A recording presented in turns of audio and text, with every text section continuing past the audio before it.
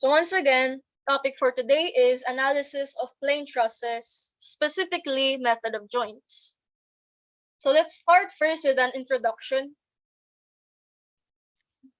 So let's define first what is analysis of structure. It is the process by which we determine how the loads applied to a structure are distributed throughout the structure. Now, although there are many kinds of structures, we will limit ourselves to pin-connected types. Okay, so pin-connected types or pin-connected structures consist of assemblages of bars fastened together by smooth bolts. Later on, I'll show you what that looks like. So the purpose of this discussion is to determine the forces acting in the bars and upon the pins or hinges of the structure. So in short, we're going to be solving for a lot of forces, specifically internal forces and reactions. So this is what your pin connection looks like. So these are your real life examples, just so you have an image of what we're talking about. Okay, so this is your pin connection or hinges.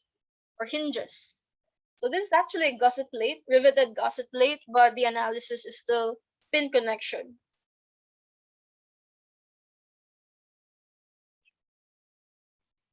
So under your pin connected structure, we have what we call your pin connected truss and your pin connected frames. So the image on the left is your pin connected truss. The image on the right is your pin connected frame. Now, geometrically, you can easily see the difference, right? So for your truss, it is composed of rod members arranged to form triangles, right? Triangle, triangle, triangles. And then for your frame, on the other hand, it is consisted of arbitrarily oriented beams and columns. So arbitrary means there's no real guide or rule to how it's connected. As you can see, you have vertical, horizontal, diagonal. Okay? So that's your frame. Once again, truss, triangles, frame, not necessarily triangles. It could be vertical or horizontal. This is in the form of a box or a square. Now, aside from that, one other difference between your truss and your frame is that your truss, as I've said earlier, consists of beams and columns. So this is a beam, these are your columns. While here in your truss, it consists of what we call bar elements. Okay, so beam, column, here bar elements. So that means, okay, and the difference that we're gonna focus on is that pin connected trusses for this type, the internal forces in the bar is directed along the axis of the bar. So meaning, if you have forces here, it's gonna have the same direction as your members. Okay, so it's directed along these bars. While for pin connected frames, members are subjected to bending action. Okay, so for example, there's gonna be a force here, it's gonna bend. While here, it's gonna bend here, while here it shouldn't. Okay. So this is subjected to bending. Here, the analysis of a truss is not. So that's the main difference. Now, for now, we are going to focus on trusses. So let's define a truss. Let's give a formal definition. It is a structure composed of members fastened together in such a way as to resist change in shape. So your truss resists change. It resists deformation. Therefore, what kind of body is it? Can anybody tell me? What kind of structure is it? A body that resists deformation. From your module 1, we call that a blank body. What is it?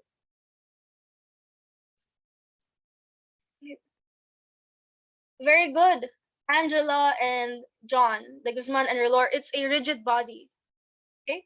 So, De Guzman, Relor.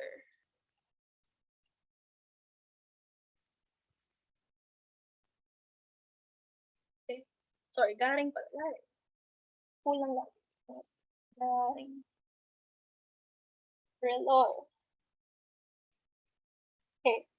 As you can see here, if you notice, that's your total score for Module 1 for recitation. Okay, it's in your extra credit column. So very good, it's a rigid body. Okay, so we can say trusses or truss is a rigid structure. And then to make it rigid, its members must be fastened together in such a way that it prevents movement between them. And a structure that meets that condition is your 3-pin connected bars or a triangle, as you can see here. That's why your truss is made up of triangles, because it's the shape that deforms, or rather, it's the shape that prevents deformation the most. Now, that's the reason why most stools, okay, if you see your stool, it's 3-legged instead of 4-legged, because if it's 3-legged, it can find its equilibrium faster, meaning it can be stabilized faster. In contrast to a, let's say, a table, a rectangular table, sometimes it gets wobbly just because one leg is shorter than the others. Okay? So that's why a 3-legged stool or a 3-legged table is much more stable, because it forms, its base is a triangle, which again is a shape that prevents motion. So to explain further, let me draw that. So let's say you have a triangular connection, right? And it's pin connected. And then let's say we have a trapezoidal one, right? Again, it's pin connected here. Now, what if I introduce a force here, right? Or here? We have a force. This trapezoid, it's gonna deform into this, okay? It could deform this way.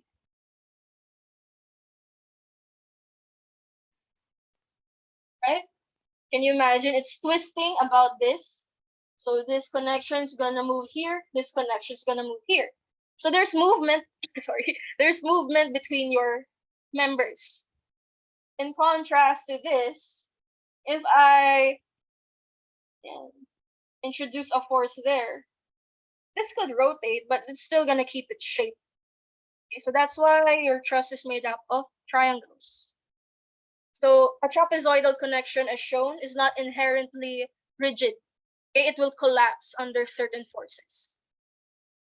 Now, another thing about trusses is that they are usually supported by anchoring one joint to the foundation by means of a fixed hinge, with an additional support by rollers to prevent rotation of the hinge or at the hinge. So what does that look like? So we've drawn that before, actually. So let's draw a truss.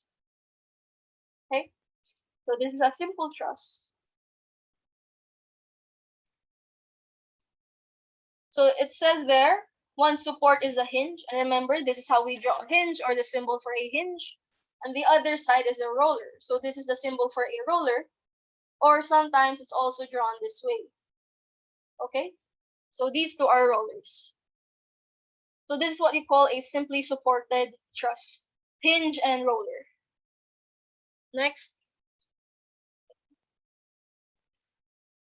So now let's talk about the assumptions in simple trusses. These are the assumptions that we'll use in order to create our equations and to analyze our structure. So first, center lines of members intersect at a common point at each joint. So look here. So this is your member, member, member. They all intersect at the joint. Okay. Next. Forces in members may be calculated as pin connected even if they are riveted or welded to a gusset plate. So like I said earlier, and this is an example of riveting on a gusset plate. However, again, this structure is analyzed as a pin connection. So this is a gusset plate. These are your rivets. Okay? That's why it looks different from this. However, analysis is the same. What else? All applied loads act at the ends of the members. Okay. So remember, this is a truss, and truss should not have bending. That's for a frame. So that's why when you see our examples, forces should not be on the member themselves. Okay, it should be at the end. So meaning it's here. Okay, so this is your member. These are the ends of your member. Okay, or it could be here. Okay, it's the same thing as long as it's at the ends. That's your truss. Again, because if you put a force there, it's gonna cause your member to bend, which is not included in the analysis of a truss. Next, weight of truss members is negligible compared to applied loads. So why? Remember, weight acts at the center of your object. So let's say this is your object. If I'm gonna apply weight, or if I'm gonna consider weight, then that means it's gonna act at the center. So this is your weight. And again, that's not allowed because this weight is gonna cause bending. And again, we're not considering bending in the analysis of a truss. So that's why we say it's negligible. Our assumption is it's negligible. In the event that it's a significant amount, okay, meaning we can't just ignore it, the analysis would be your weight will be distributed at the ends. And then they'll just be divided into two. So instead of one full weight here, it's divided into weight over 2 and weight over 2 at the ends of your member. Okay. Next. Members which are stretched are said to be in tension, while those that are shortened are said to be in compression. Now, this is an important analysis or assumption. Okay. So tension away from the joint, compression towards the joint. This is something that you need to remember. Keep in mind always tension away from joint, compression towards the joint. So let me illustrate that for you to better understand what that means. So let me give you another truss.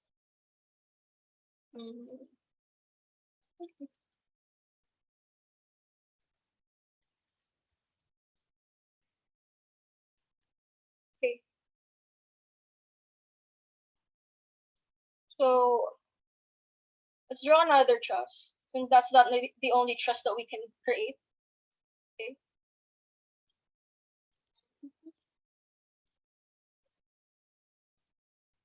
Okay. So consider this truss, right? And then let's label all the connections. So this is A, B, C, D, E, F. And then it's simply supported. So you have a roller there, pin here. Okay. So usually for this type of structure, for this kind of connection of a truss, the topmost member is usually in compression, meaning it's being compressed, as stated earlier. Okay. So if I'm gonna isolate this member, okay, let's isolate that. Okay. So B, B. So this is your member B, this is your side B, side D, or connection B, connection D. If you isolate that and this member is in compression, the forces would be this way. Okay? Compression, right? Remember, compression is towards the object. So there, you have your forces.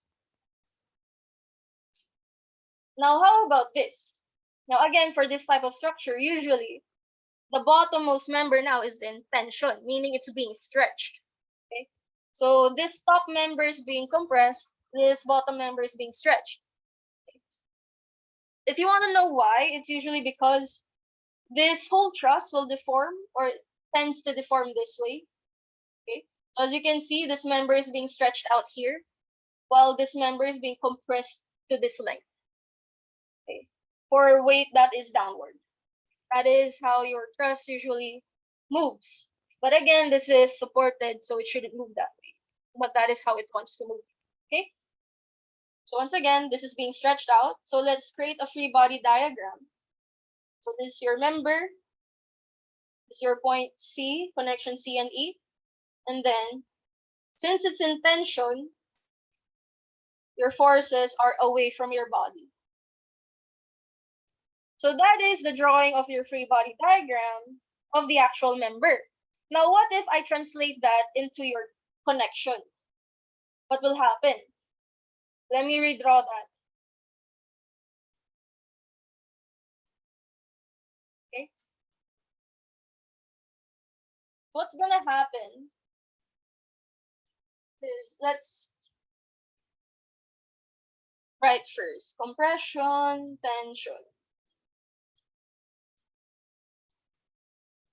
Okay, compression, tension.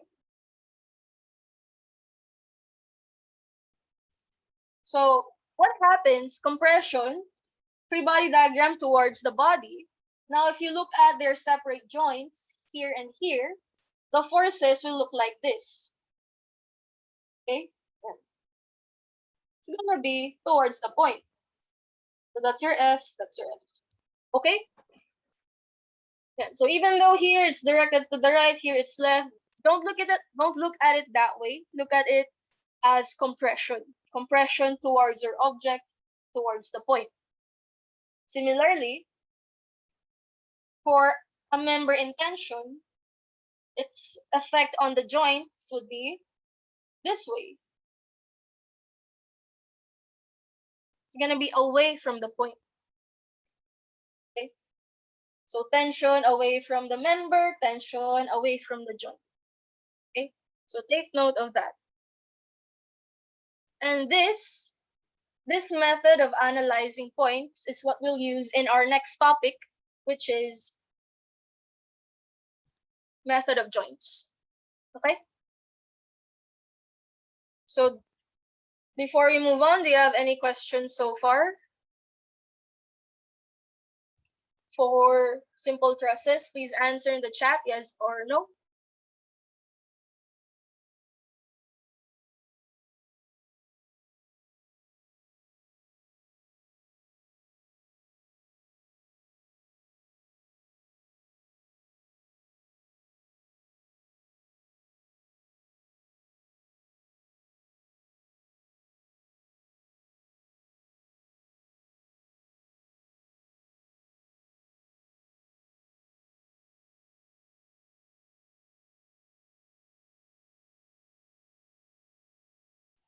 Okay, great. Since you don't have any more questions, let's move on. Let me just fix my PowerPoint and ready your calculator for faster solving.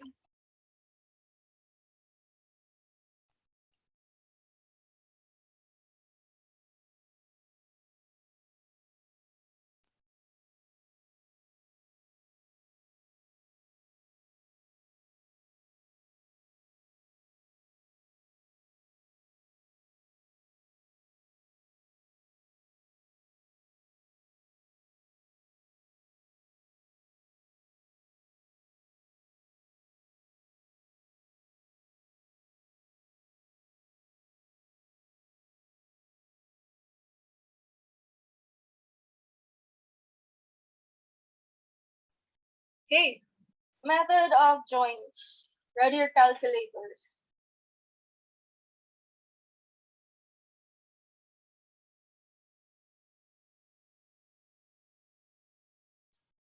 So the free body diagram of any joint of a truss is a concurrent force system in equilibrium.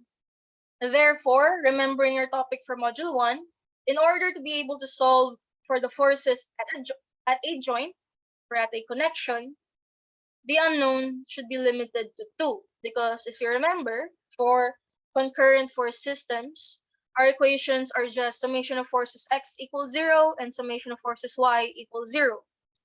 So there's only 2 equations that you can create. Therefore, there's only 2 unknowns that you can solve. Okay. So to start with the analysis of a truss using method of joints, select a joint acted on by only 2 members. Okay. So later on, I'll show you that or what that means. 2 members only. And the next step, assume any unknown members to be either tension or compression. Okay. So similar to what we did in the first module where we assume the direction, now we're assuming tension or compression. Remember that tension away from the joint, compression towards the joint. Next, if negative value is obtained, this means that the force is opposite in action to that of the assumed direction. So once again, it's the same for module 1. Assumed direction, if final answer is negative. Incorrect direction, however, your magnitude is correct. Okay, so you just need to get the opposite direction of that. And then once the forces in one joint are determined, their effects on adjacent joints are known. And then next, continue solving on successive joints until all members have been found. Now take note, this step is for solving for joints, okay? It's not for the whole truss. So for the whole truss, we're gonna use concepts for equilibrium of parallel and non-concurrent force systems, which again we'll show later. So those are the steps for you to better understand how to solve for method of joints. Let's move in now to the examples. Okay, let's start with number 1. Question is, find the force acting in all members of the truss shown in the figure. So how many members? So member AB, that's 1, AE, BE, BC, CE, EF, CF, CD, DF. All in all, that's 9. So we're solving for 9 forces. So just from that, you can expect that the solution to this is going to be very long. Okay, so prepare yourself for that. Because we're solving for 9 things. Usually, you're just solving for 2 things. Okay, so let's solve that.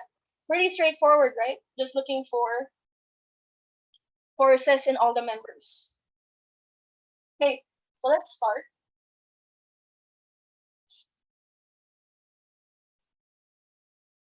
So you have this figure. Okay. Now,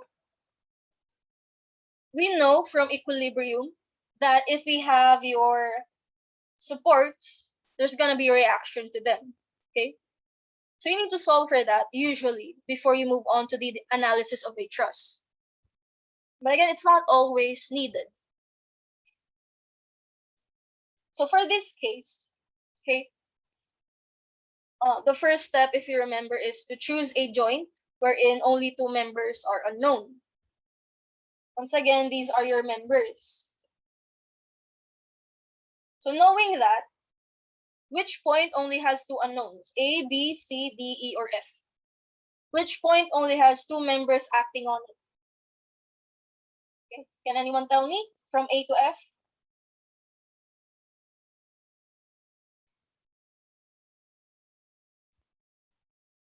Just a point, a connection. Which connection only has 2 unknowns? A, B, C, D, E, or F?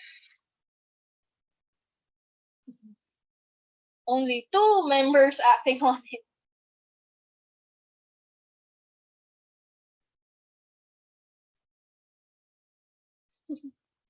This is a member, this is a member, member. So, which connection from A to F only has 2 members acting on it?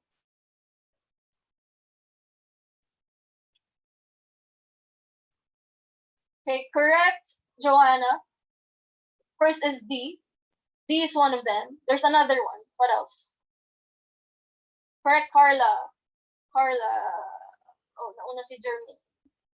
A. A is the other one. Okay, so correct, Jermaine, Borbe, and Joanna. So Borbe, tama. Okay. Borbe.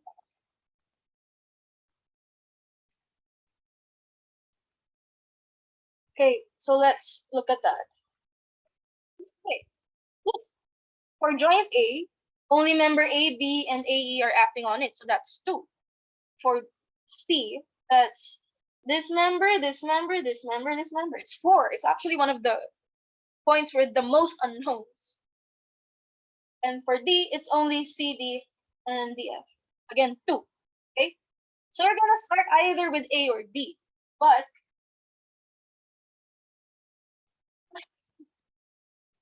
bakit kasi AB? A lang dapat. Iba yung AB.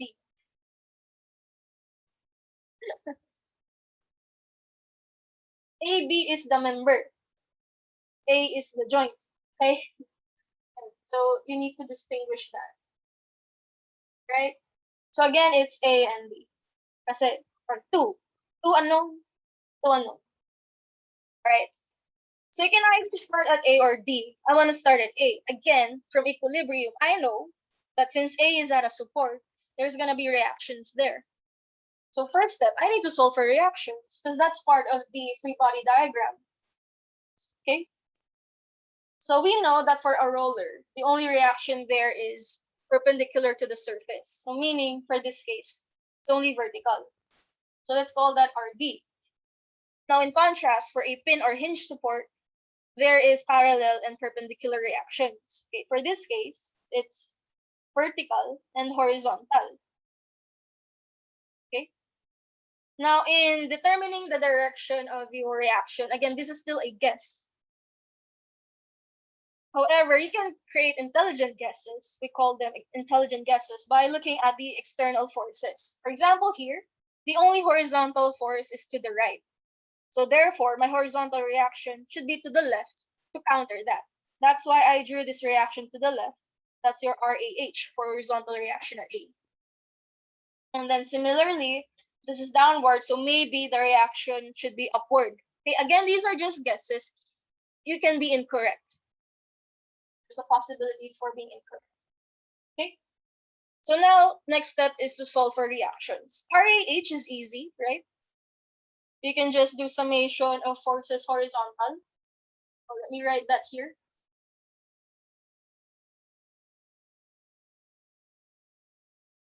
Usually we use X, right? But now I'm going to use H for horizontal. Summation of forces H equals 0. RAH is to the left, so negative RAH. This is to the right, so positive AT equals 0. So RAH is very easy to solve. That's just AT, right? So 80 kilonewton. Now the problem is how to solve for vertical reactions. If I'm going to do summation of forces vertical, I'm going to get two unknowns. So what you're going to do, if you remember, again, from the first module, to solve for reactions, first step is usually to solve for moment. And then you're going to choose either at A or at D. But since I want to start solving at A, I'm going to take moment at D so that RD cancels out. Okay, so let's start summation of moment at D equals 0. RAH passes through support D, so therefore, this doesn't have a moment for D, so I'm going to ignore that. So I'm going to start with RAV. RAV rotated about D, that's clockwise, therefore positive. RAV, distance, perpendicular distance, 1, 2, 3 meters. Next, 50, rotate about D, that's counterclockwise, so negative 50. Perpendicular distance 1. Lastly, 80 rotated, that is clockwise, so plus 80. Perpendicular distance is this, right? Which is 0.75. And then there's no other force. RD passes through D, so ignoring that as well. So just equate that to 0. Now we can solve for RAB. So please solve RAB. Also, please tell me if it's positive or negative, because the positive or negative sign is important here. So correct Carla and John, Philip. So it's negative 3.33. So correct Ibarra and Pamitan.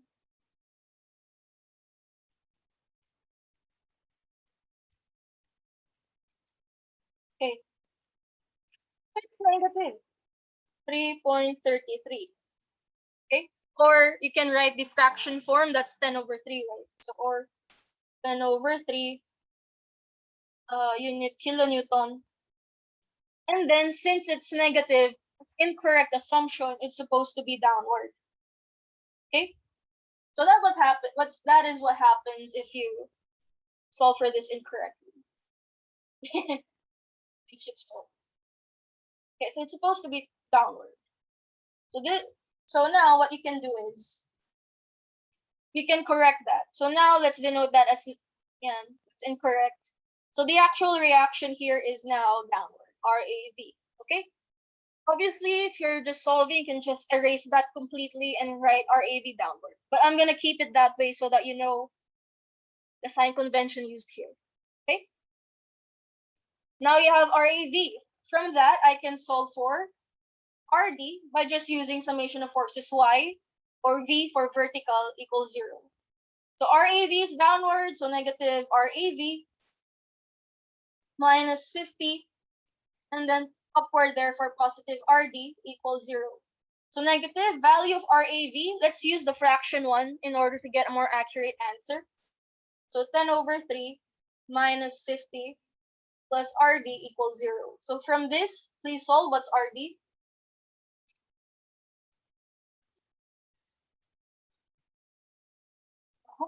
Bakit iba kayo? Correct, John? And then Jermaine, it's positive 53.33. Okay, positive, therefore correct assumption, it's upward. Or you can also write the fraction form 160/3. Now, the reason why I'm writing the fraction form is so that you don't have to store these values, because these are values that you'll solve or that you'll use throughout the solution. I'm just writing the fraction form so that you don't have to store it. So it's 53.33. Once again, correct for the reloj.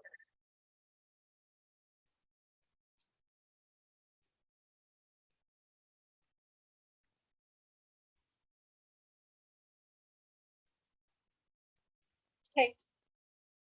So now, what's the next step? Next step is actually starting with the joints. So once again, I said I wanted to start at A. So let's start at A. Next step is to isolate and create a free body diagram for that point. Okay. So we have reactions here. Again, RAV is downward. RAH is to the left. Now here, you have your force AB and then your force AE. So this is your force AB, force AE. Now you need to guess, is it compression or tension? So this is just guessing, but you can create intelligent guesses. How? Look at what's given. I have a downward force. This needs to be in equilibrium. So to put that into equilibrium, I need an upward force to cancel that out. So meaning, this should be upward. Okay? So that's one way. While here, there's no really quick way to figure it out since you have a left and a right force. So we can just guess at this point. Let's say it's to the right or tension. Now you have your free body diagram. Now you use your equation, your your concurrent force system equations. Okay? So you can start at summation of forces, vertical equals 0. You can start at horizontal. You're gonna get the same answer. Okay? So let's start. FAB is upward, therefore positive. And now the problem is, I need to get the vertical component since it's a slanted force. So how? I'm given dimensions here. And whenever you're given dimension, usually you're going to solve for slope. Okay? So the base is 1. This is 0.75. To get the hypotenuse, that's just square root of 1 squared plus 0.75 squared. That's 1.25. Okay? So therefore, FAB has this slope. So you can put that here as well. So this is 1, 0.75, and then 1.5. And then to get the vertical component, multiply this by 1. Take the side that's parallel to the vertical, so that's 0.75 over hypotenuse 1.5. Okay. Next, RAV is downward, so minus RAV equals 0. So from this, I can solve for FAB, considering RAV is 10/3. So please solve what's FAB.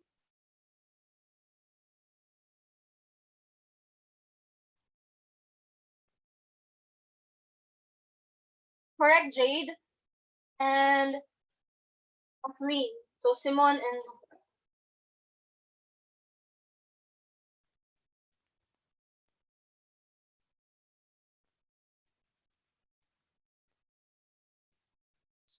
Okay, so it's 5.56. Or, again, I want to write the fraction form of this so that I don't have to store because this is a lot. That's also equal to 50 over 9. So 50 over 9. And then our answer is positive, therefore correct assumption. FAB is away from the point, therefore that's tension. Okay? Yes, correct, John. It's tension. Naba.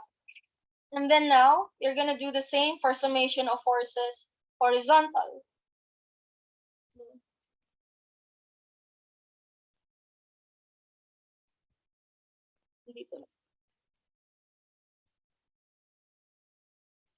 Okay. So RAH to the left, so negative RAH. FAB to the right, so positive FAB, and then get its horizontal component. So that's 1 over 1.5, 1.25. So that's supposed to be 1.25.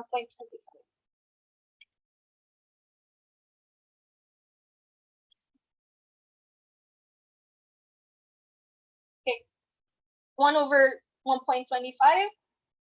And then what else? You have FAE to the right. So plus FAE, and then equals 0.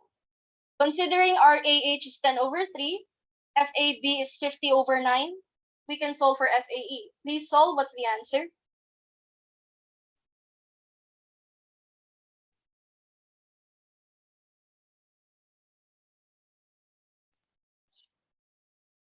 Correct.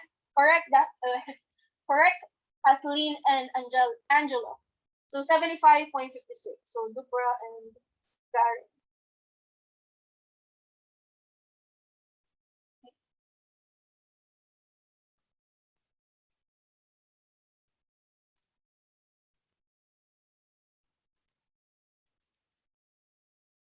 Okay.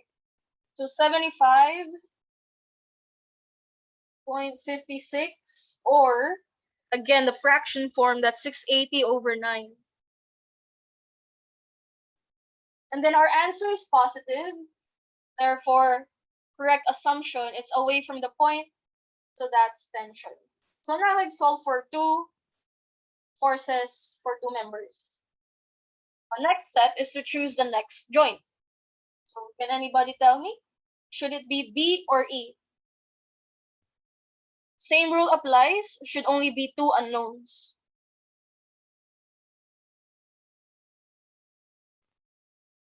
Okay, very good, Carla and Angela. It's B, also Patricia. So Ibarra and Cruz, since 2 points. Hannah, Angela. Ibarra, Cruz.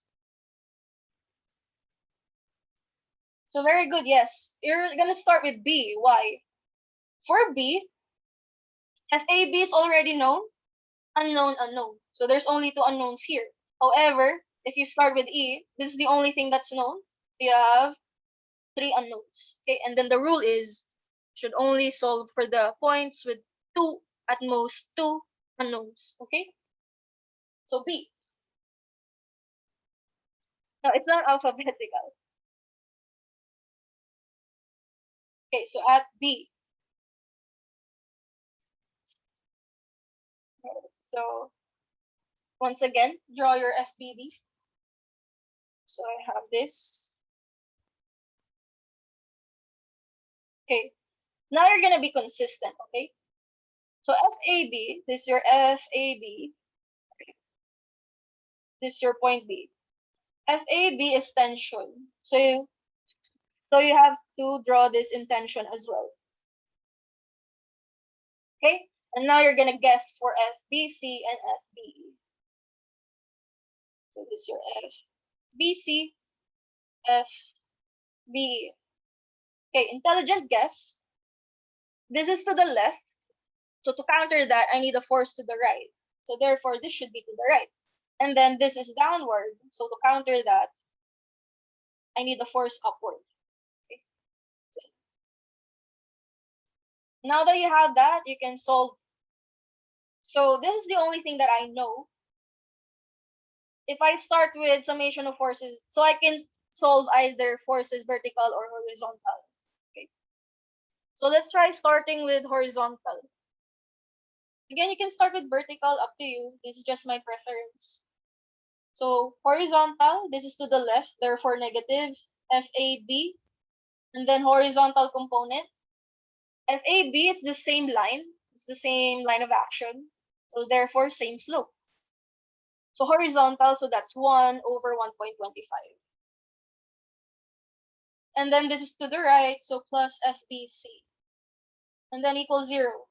Knowing that FAB is 50 over 9, I can solve for FBC. Please solve. What's the answer?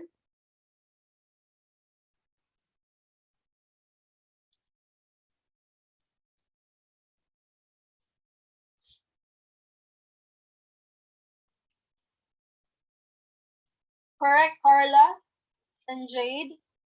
I think you both have 2 points, right? Yes. So choose some Simon. Correct, Jade. And then, oh, it's supposed to be 4.44, not 45. Correct, Patricia. So Cruz.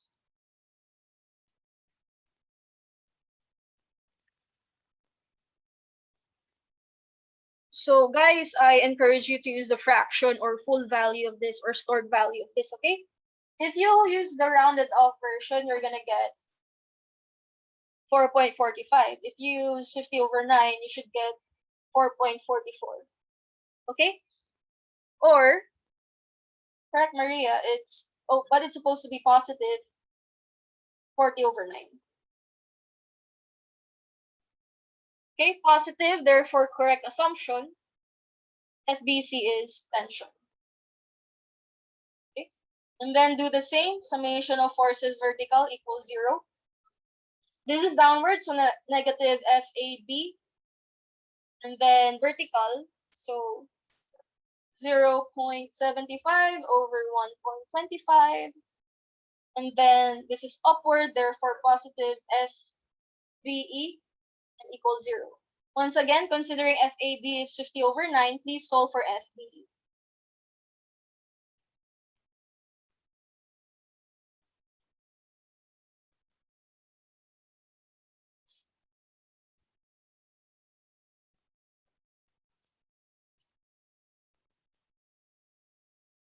Correct, Jan. And then Vivian. So pulses and bajo. Pulses.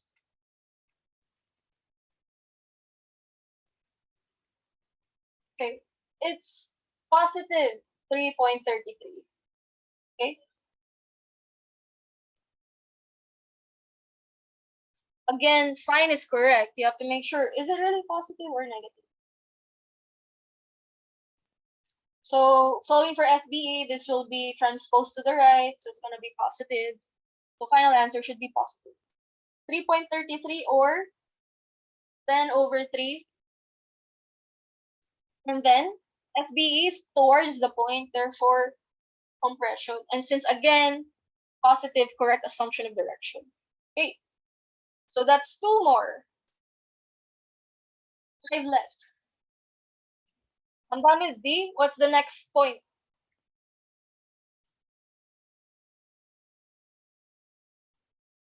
Correct, Carla and Maria.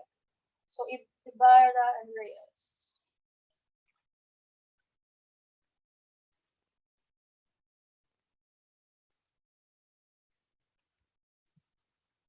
Okay. Who else? Incorrect, Andre. It's E. And correct, Kathleen. So Dupra de la Vega.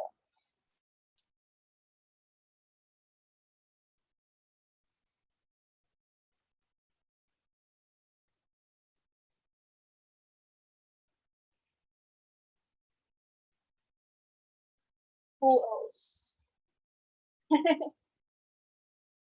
Manalas. Mag-exceed sa 2 pag konti lang sumasagot. So, correct, it's E. Why? So, this is done, this is done. If we start at C, this is the only thing that we know. So, 1, 2, 3 unknowns. However, for E, okay, this is already known. This is already known, so we have two unknowns. So now we can start solving at E.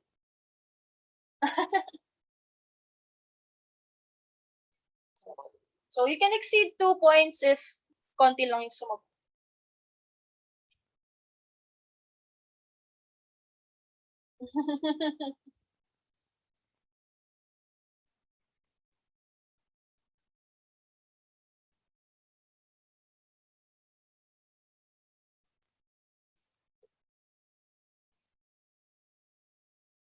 Going back to solving, okay, so I'm just drawing the free body diagram as usual. So FAE is tension, so away from the point. Next, what else? FBE is compression, so towards the point. Okay, so that's how you transfer forces, okay? And then I have to guess FCE and FEF. FCE, FEF. So I have to guess is it compression or tension.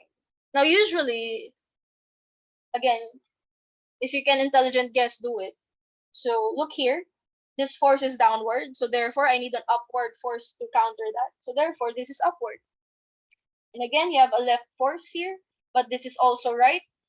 So now you're just gonna purely guess. I'm just gonna guess it's tension. Now create your equation. So the forces that are known are these. If I do summation of forces horizontal first, I'm gonna have two unknowns, right?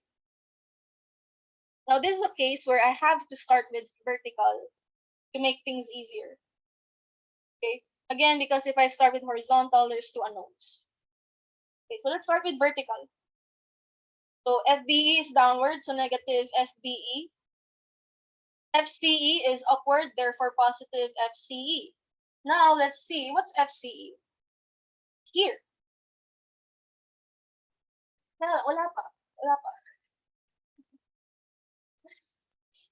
Di ba tayo mag-solve? So this is your FCE. And look here, base 1, height is the same 0.75. So therefore, it's the same slope. Okay? So I'm going to use that. Again, we're using vertical. So it's going to be 0.75 over 1.25.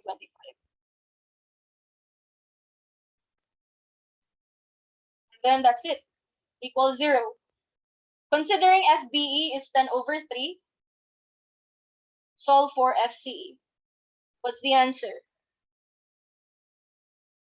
Okay, correct, Sophia. How about the others?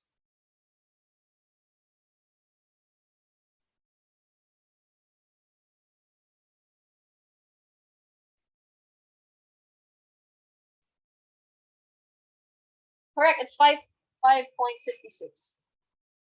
Yes, correct. Our assumption is correct. So, correct, Sophia, De Leon, and Angela, and Jermaine, and Ali. Jermaine, nakatupa na ba? Oo. Okay, so that goes to Ellie. Wait, tama. 5. Yes. So again, Ellie and De Leon.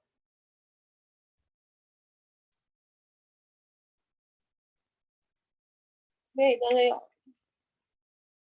Ellie. ECBE. So 5.56 or 50 over 9. And then positive, therefore correct assumption, FC is away from the point, so that's tension. And then now I can solve for horizontal.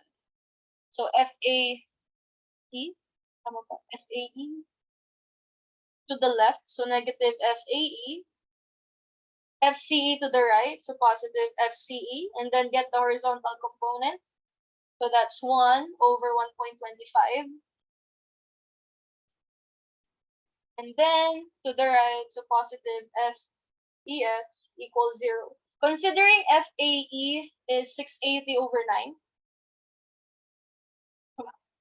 and then FCE is 50 over 9. Please solve what is FEF.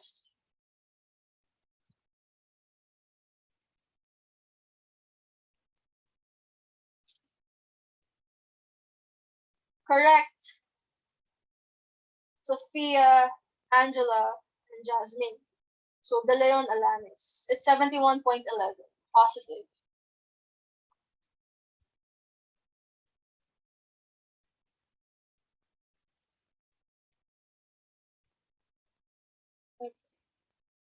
So 71.11, or again the fraction form is 640 over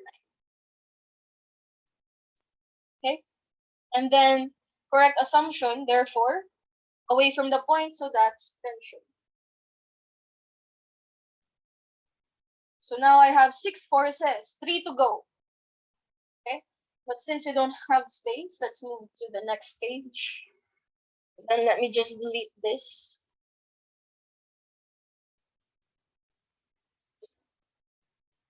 Okay, so we have 6 forces so far. Now let's move on to the next point, which is what? After E, what should I solve for next?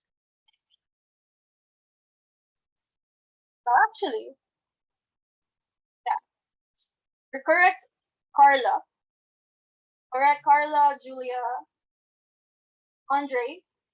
So, Carla, since you said both of the answers, let me give you the point. Percy is the specific answer. So, Solomon, correct.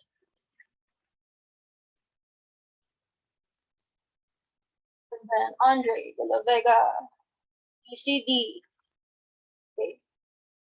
And so, why F and C? Well, let's look at C. Known, known, unknown, unknown. So, two unknowns. So, pwede. How about F? Known, unknown, unknown. So, once again, two unknowns. So, pwede. So, C and F, you can choose either. Now, me, personally, I'm gonna start at F. Why? Because there's no diagonal forces. For C, there's two diagonal forces, and if you've noticed, that's more tedious to write. So I'm gonna choose F because it's just two straight lines. And then don't forget the external forces. Okay, so there's an external force of 50 here. And then, okay, EF, let's check what's EF again. Tension, so away. EF, so away. And then, intelligent guess, FD. This to the left, so most likely this is to the right. So F, DF. Okay. And then CF. This is downward, so most likely this is upward. F, CF. Okay. And then summation of forces, vertical or horizontal, whichever, same answer. So let's start with vertical. CF is upward, therefore positive. Minus 50, since downward, equals 0. So FCF is directly 50. So I didn't have to solve for that. So positive, therefore correct assumption, tension. Next, horizontal. To the left, so negative FEF. To the right, positive FBF equals 0.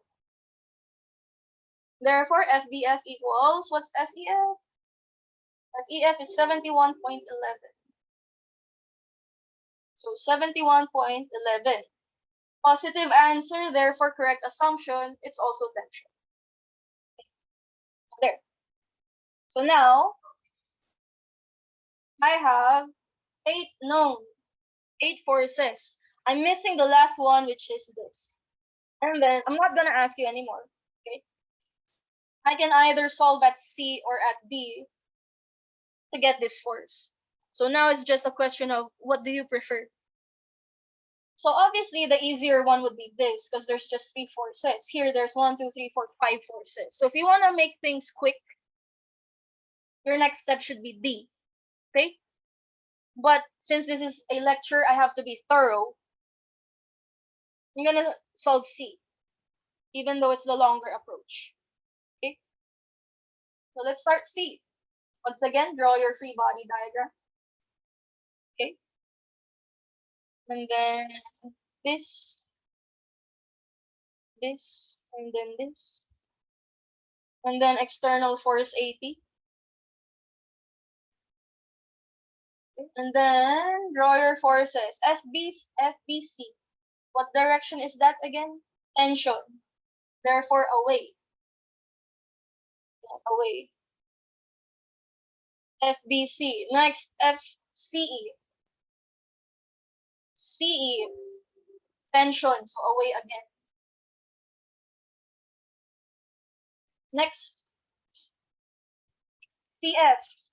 Ito siya. So tension. So again, away. And now, this is your unknown FCD. So you're just gonna guess. I'm gonna guess it's tension. I could be wrong, but that's just my guess. Okay. And then now you're gonna solve. So you can either do horizontal or vertical. You're gonna get the same thing. I'm gonna start with horizontal. Okay.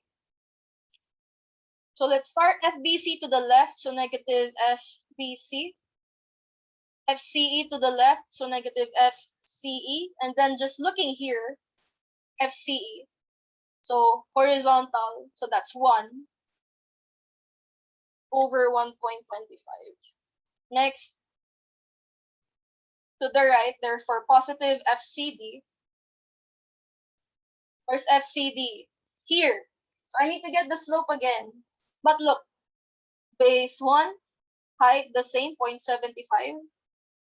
So 1, 0.75. Therefore, this is also 1.25. Okay? Now, actually, I didn't mention it, but this is actually 3, 4, 5 right triangle. Okay? If you multiply everything by 3, this is going to be in the form of 3, 4, 5. Or actually multiply everything by 4. 3, 4, 5. Okay. So you can either solve it as 3, 4, 5, or you can just keep it as 1.75, 1.25. Okay. Just letting you know. So anyway, going back, FCD, horizontal, so 1 over 1.25. Anything else? We have an 80 to the right, so plus 80. Okay, please solve. What's FCD? Wait, let me write first. Since it's in the previous page, FBC is 40 over 9. So negative 40 over 9. FCE is CC, 50 over 9. 1 over 1.25 plus FCD. Okay, please solve again. What's FCD?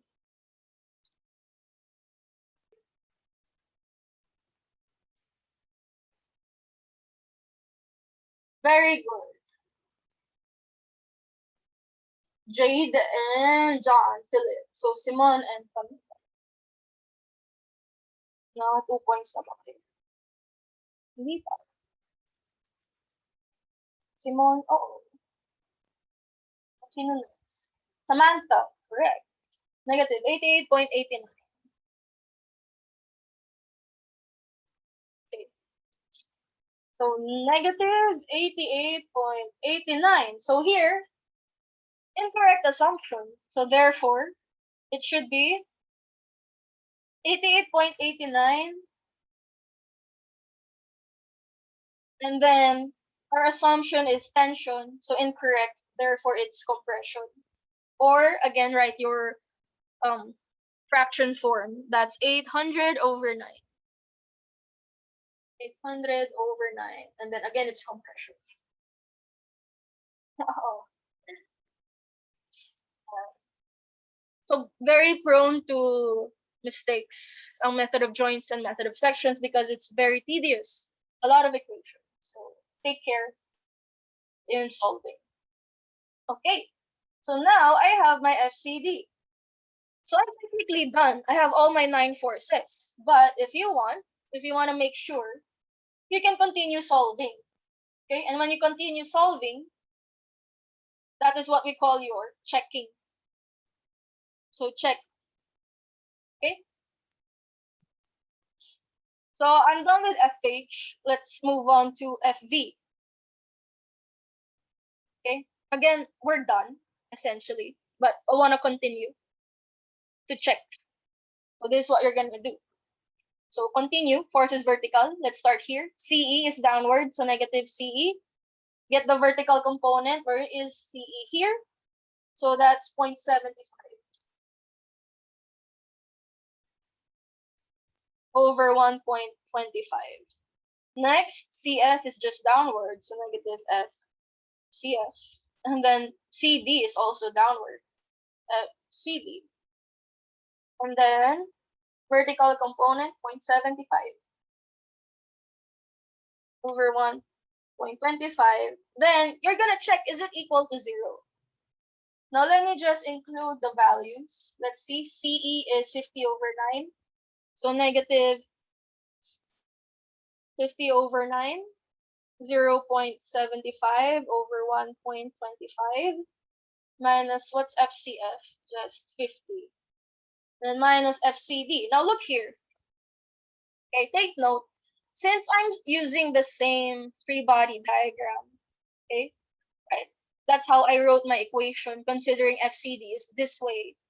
You're gonna use the value that you solved, the value that came up in your calculator, which is negative. Okay, so your FCD is negative 800 over 9. Okay, so that's what you're gonna do if you have a negative answer. This applies even though you're just solving and not checking. Okay, so negative 800 over 9, and then times 0.75 over 1.25 equals 0. Please check. Is this equal to 0?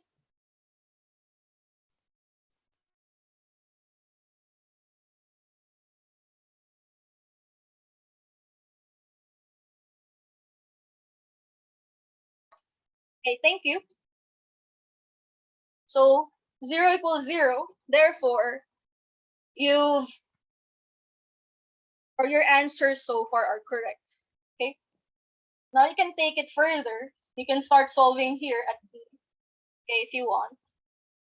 Let's continue for thoroughness sake at B. Again, you don't have to do this. This is just for checking. If you're confident in your answers, you don't have to do it anymore. If you want to check, you can. Okay. So we have these forces. That's your FDF and FCD. FDF, FCD. DF is tension. CD is okay. So here's what you're gonna do. Again, what I'm gonna do here is the same if you're just gonna solve and not check. So look, CD, I assumed it to be tension, but we found out that was an incorrect assumption. It's supposed to be compression. So you can do one of two things. The first thing you can do is to stick with your assumption. You're gonna draw this in tension still. However, if you're gonna solve it, you're gonna include what you originally got, which is negative. So in your solution, like what we did here, you're gonna include the negative sign in the value. Okay? So that's method 1. Method 2 is to correct your mistake. I already use compression, so I'm gonna draw it as compression instead. Okay? And then obviously, when you're gonna solve, your value should be positive.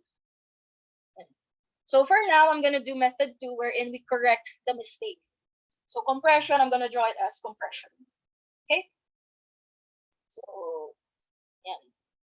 And then don't forget, we have a reaction here, RD upward. And then create your equations. So let's start with, you can start with anything. Let's start with H. So H, this is to the left, therefore negative FDF. FCD is to the right, so plus FCD, and then get the horizontal component. It is your CD, so that's 1 over hypotenuse. And then there's no other horizontal force equals 0. So considering FDF is, what's FDF? 640 over 9. is that 640 over 9? Yeah. So negative 640 over 9 plus FCD is 800 over 9. So you're going to use the positive, okay, since we corrected our assumption. Times 1 over 1.25. Please check, is this equal to 0?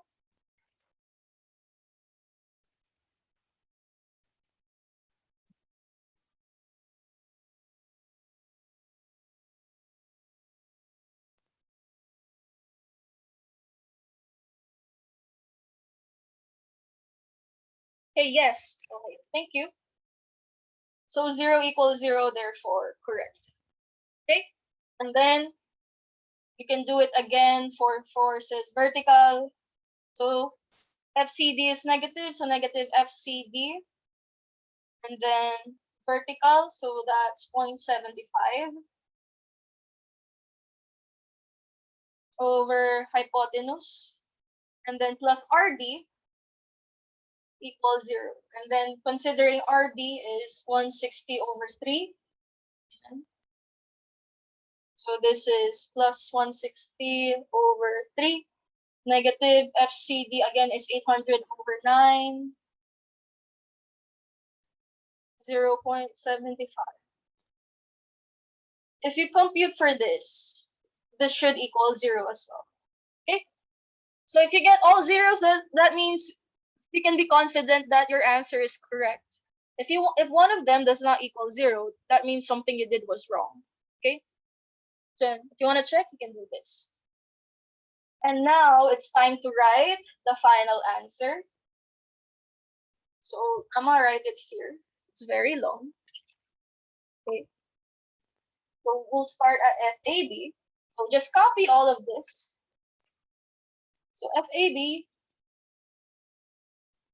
is equal to, now you're gonna write the rounded off to 2 decimal places answer. Okay, not the fraction form anymore.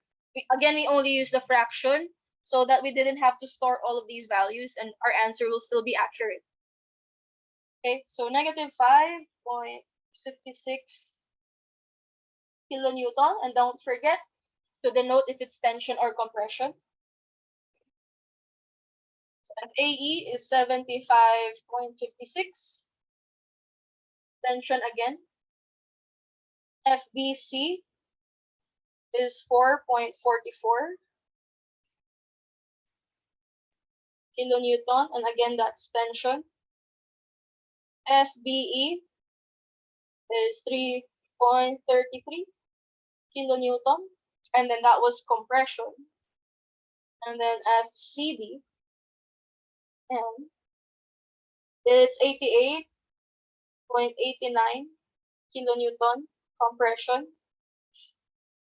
And then FCE, 5.56 kilonewton tension. FCF is 50, and CF, that's just 50. 50 kilonewton tension. FDF equals 71.11 kilonewton tension, and then Natasha. So I'm gonna move all this.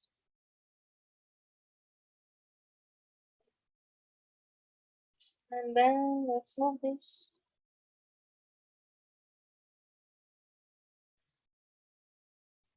Ah.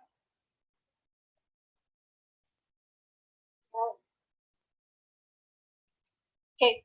And then lastly, FEF was also 71.11 kilonewton tension. And that is your final answer.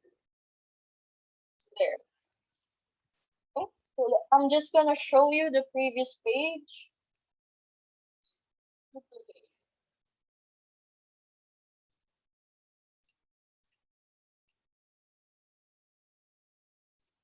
Hmm?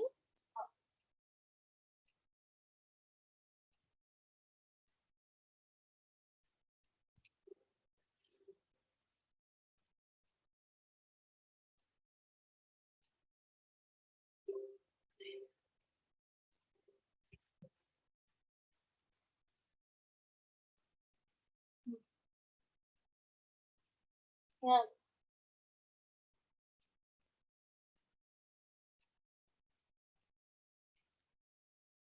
Okay, so that is your number one. As you can see, it's very long. Okay. So do you have any questions for number one? Please answer in the chat, yes or no.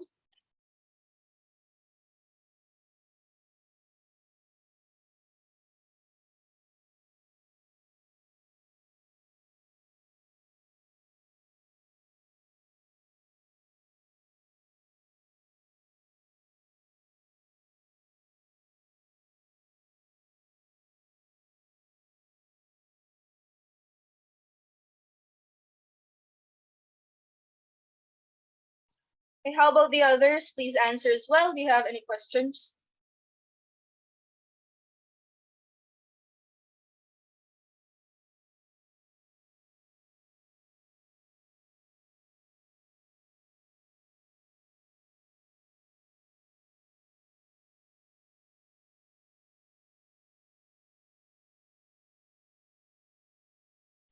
Okay, great. So it took almost an hour to answer just one question, and that's because it's 9 members. So there's trusses that has 12 members, so that's gonna be even longer. So method of joints is pretty tedious, but as you can see, the process is just repetitive. You just have to be careful with how you compute because just one incorrect computation will result to the succeeding values to be incorrect as well. So you have to be careful and you have to make sure your assumptions are consistent. Okay. And then as you can see, if you can make intelligent guesses, it makes your solving easier because all your answers will come out as positive. Okay. And as you can see, it's a bit more confusing if your answer is negative. Okay. But again, if it's negative, you can either keep it negative or correct your assumption in the next free body diagrams. Okay. Yeah. So that is number one. Since you don't have any more questions, I'm gonna end it there. However, again, don't go yet. I'm gonna discuss your IP activities. So that's number one method of joints. I'm gonna continue this next meeting. So that's on Thursday. So now I'm gonna discuss IP activities. Yeah, yeah, ang haba nga. Ganyan talaga, method of joints. Okay. So with practice, you can solve that in 30 minutes, even 15 if you're fast enough. Whoa, it should grow. Kaya niyo yan, guys. It's just tedious. It's not that hard. Mahaba lang. Anyway, so for those who had an IP grade for module 1, this is what you're gonna do. Okay, go to your blackboard and look here, your IP activities. And then answer this IP exam. It's problem solving, no time limit, unlimited attempts, solve until you pass. So what's gonna happen? So what's gonna happen is you're gonna answer this right. Again, unlimited attempts, no time limit. So you can answer this anytime within the term. So anytime before I submit your final grade to the registrar. Okay, so anytime before week 11, essentially. So up to you, whenever you want to answer this. And then unlimited attempts. So you're gonna answer this again and again until you get a grade high enough to pass module 1. Okay? So passing is 70%.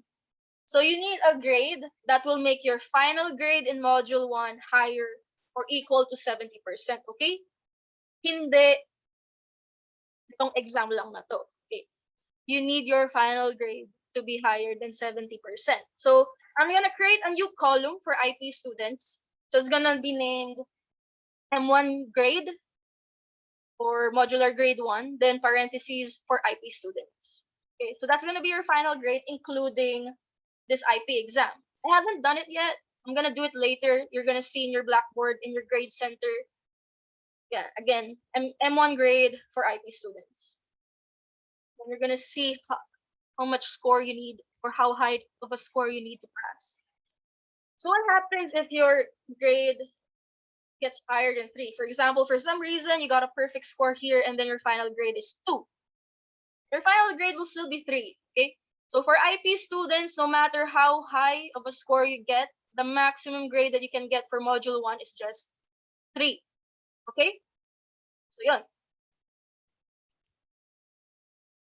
Yes, walang deadline. Ito, just answer this before I make your final grade, which is usually during week 11. Okay? So answer this before week 11. And then again, unlimited attempts. Answer it as often as you like. It's just 4 items. However, it's not multiple choice anymore. It's fill in the blanks. So read instructions, type your answer in the space provided, round off your answers to 2 decimal places except for whole numbers. So like what we did earlier. For example, your answer is 120.00, just write 120 km. Do not round off during solving. Store it or use the fraction, again, like what we did earlier. Okay? And then include units after answer. So leave a space between the value and the unit. So this is your value, this is your unit. There's a space between them.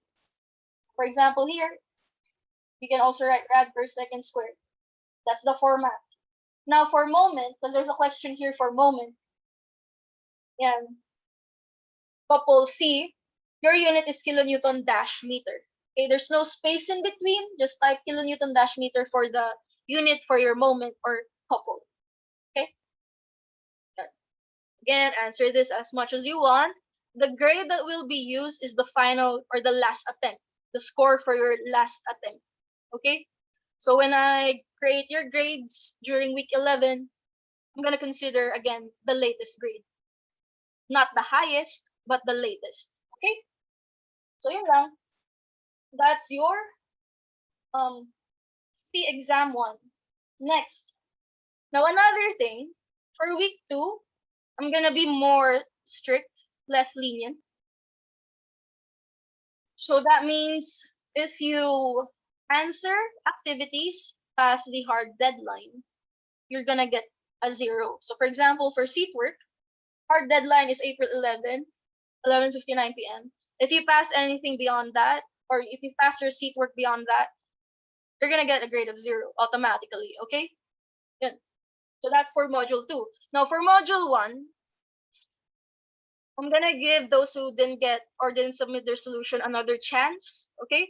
So some of you got a grade of 0 in your exam or seat work because you did not submit your solution. So I'm gonna give you one final chance. I'm gonna wait until April 11, 11:59 p.m. as well for you guys to submit your solution. When you submit your solution, I'm gonna bring back your score. Okay, again, I'm just gonna wait until April 11 to fix your score. So for example, if you submitted your solutions and then I returned your grade and it turns out that you're not IP anymore, then you don't have to do the IP exam. Okay? But for example, if you did submit your solution, then your grade is still IP, then you still need to do the IP exam. Okay? So yun, do you have any questions? Any clarifications before I dismiss you? Sana? Okay na lahat? No, you don't need solution for IP exam. Okay. Anything else? Any other questions?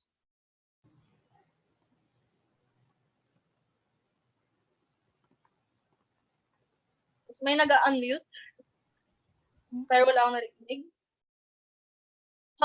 Oh, it's written in your grade, IP. I can show it to you here. Wait, let me try. Student mode.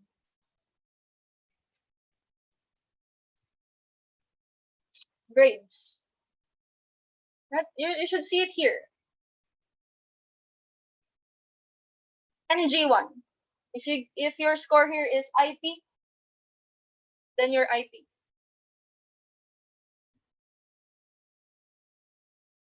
So MG1 is your final grade. Or M1, no, M1 grade is your final grade. So if this is less than 70, then you're IP. Okay?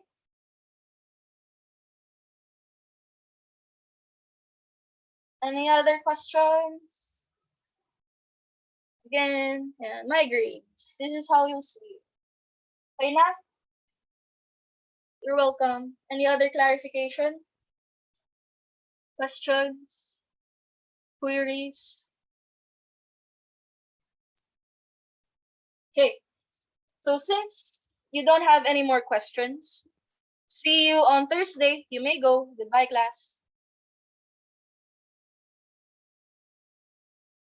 Thank you, ma'am. Thank Thank you, you, ma'am. Ma'am.